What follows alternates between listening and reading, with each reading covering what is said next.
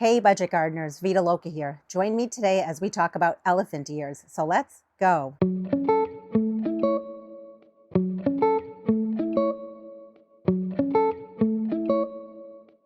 Elephant ears is the common name, but you often hear them as Alocasia, Colocasia, as well as many other names. Colocasia leaves tend to be heart-shaped and they droop downwards, whereas Alocasia leaves tend to be arrow-shaped and they point upwards. I live in New Hampshire Zone 5B, so these plants are not hardy here where I live, which means I can buy them every single year, but that gets very expensive, or I can overwinter them. If you live in USDA zones 9 through 11, this plant should be hardy where you live, which means you can leave it in the ground. And if you do want to divide it or move it, then you would dig it up. I'll be showing you later this season my process for overwintering the elephant ear bulbs. I have a few that I pre-sprouted in pots just like this one here. And if in case you missed that video, I'll link it down below. One of the reasons why I like to pre-sprout the bulbs is so that it basically gives them a head start and wakes them up. The bulbs are safe to either plant out in the landscape or bring outside anytime after your average last frost date. My motto is better late than ever. I'm a little late in getting my elephant ear bulb potted up into a larger container. That's why I wanted to make this video, to show you my process for doing that. When it comes to size, it's going to vary. So definitely read the tag because there are some smaller varieties out there and very large varieties. Also, when it comes to their color, the one I have here is a green colored leaf. There are ones out there that have a red colored leaf and lots of other ones with variegated leaves. So definitely shop around because you might find some really interesting varieties. Different varieties thrive in different sun conditions, but normally they do well in some sort of a dappled shade area.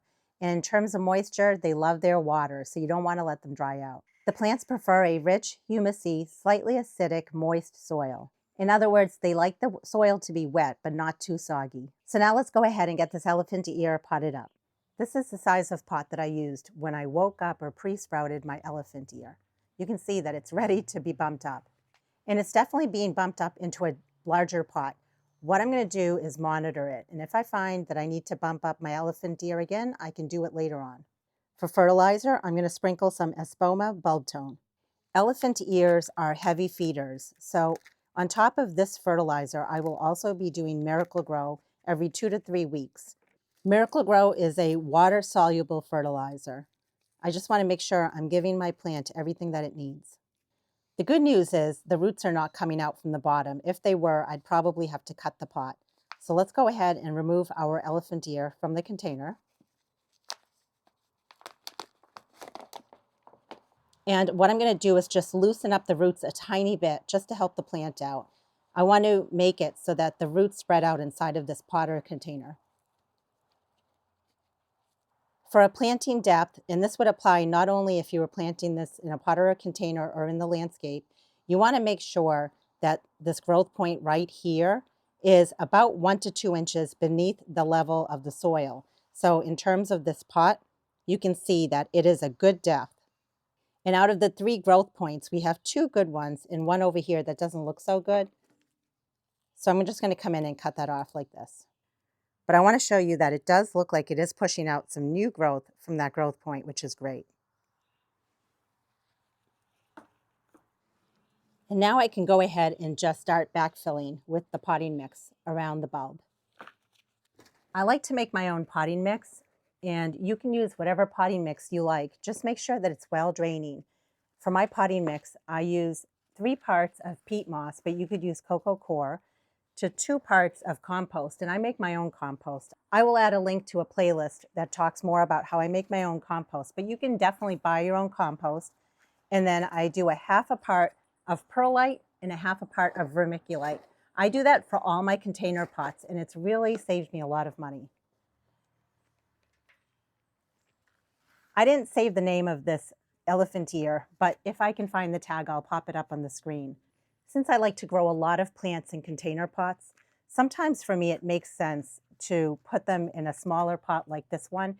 And if I need to bump them up later, I can always do that because it uses up a lot of potting soil. So this works out well for me. And in terms of underplanting it, I could definitely do that as well on a different date. There are a lot of different things you could add in here. Basically, you would treat your elephant ear almost like the main thriller that's in a pot.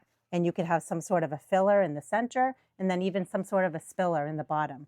And I've shown in previous videos my process for doing all of that. And I can add some links down below as well for some ideas that you might want for your container pots. We're going to give it a nice drink of water. And again, the water has the Miracle-Gro in it. I'll be doing this every 2 to 3 weeks. And I most likely will set this up on my drip irrigation because I want to make sure that the plant is getting plenty of water. And if you don't set it up in drip irrigation, that's fine. Just make sure you're watering it often. I'm excited to see how the elephant ears do for me. I have a couple more that I'm going to be planting around my pond, and I just think that the foliage will look so pretty around this pond area. When it comes to planting them, you don't have to put them in a pot or container. You can definitely plant them out in your landscape. It just adds so much nice foliage and impact in a garden, I feel. I look forward to showing you in a future video my process for digging up these bulbs and then storing them for the winter months. Please let me know in the comments below if you're growing elephant ear, and if so, what variety are you growing? Have you ever overwintered or divided the plants? I'd love to hear from you. And until the next video, make it a great day with gardening.